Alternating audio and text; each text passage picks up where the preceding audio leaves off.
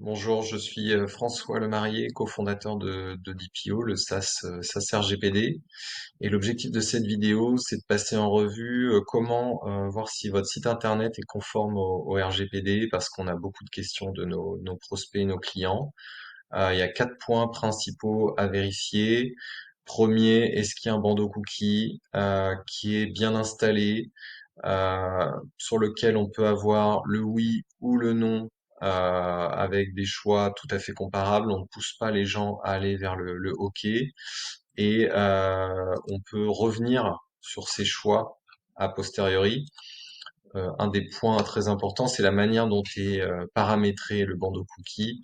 C'est pas parce qu'on a un bandeau cookie que c'est conforme.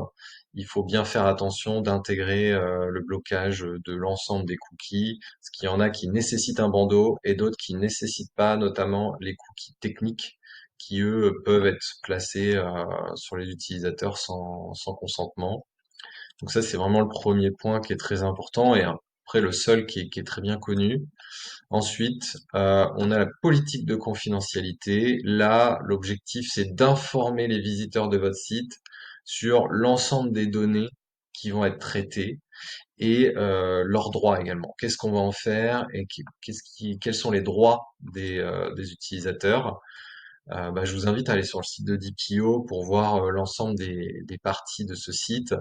Des gens répètent l'utilité, à qui ça s'adresse. Donc c'est pas du vocabulaire juridique qu'il faut dessus, mais c'est plutôt une explication des données qui vont être traitées. Pourquoi est-ce qu'on traite les données personnelles? Comment on les a obtenues? Combien de temps? Durée de conservation. Ça, c'est un point extrêmement important. On doit savoir, en fonction des datas, on peut les conserver 1 an, 3 ans, enfin ça dépend. Donc on doit faire attention. Quels sont les droits? Ça, c'est très important. Bien montrer on peut exercer ses droits, d'accès aux données, de suppression. Il y a la portabilité, l'effacement. Donc ça, on doit bien le mentionner, et puis après mettre en place le process pour effectivement réellement supprimer les données.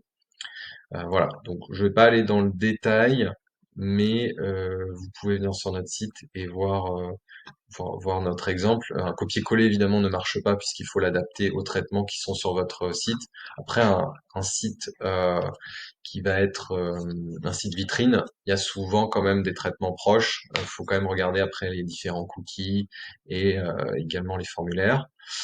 Deuxième point, enfin troisième point, le les cookies.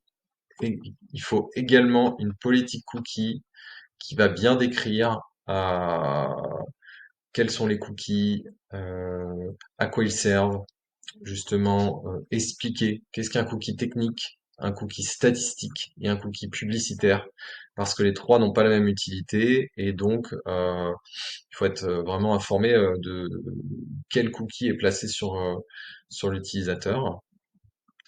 Je vous laisse découvrir également sur notre site le contenu. Et là, ça devient assez technique.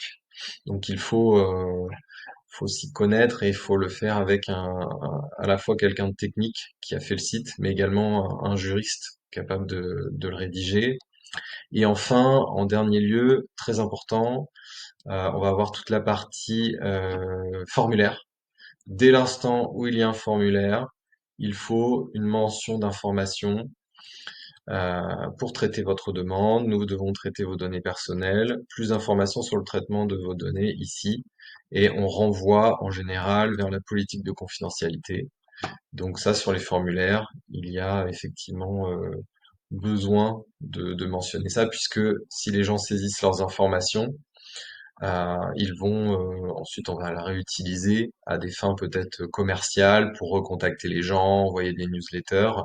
En B2B, c'est une pratique très courante et tout à fait autorisée. Donc, euh, c'est important de mentionner ça. Donc voilà les 4 points, bandeau cookie, politique de confidentialité, politique cookie et mention d'information. Avec ça, vous avez un site conforme.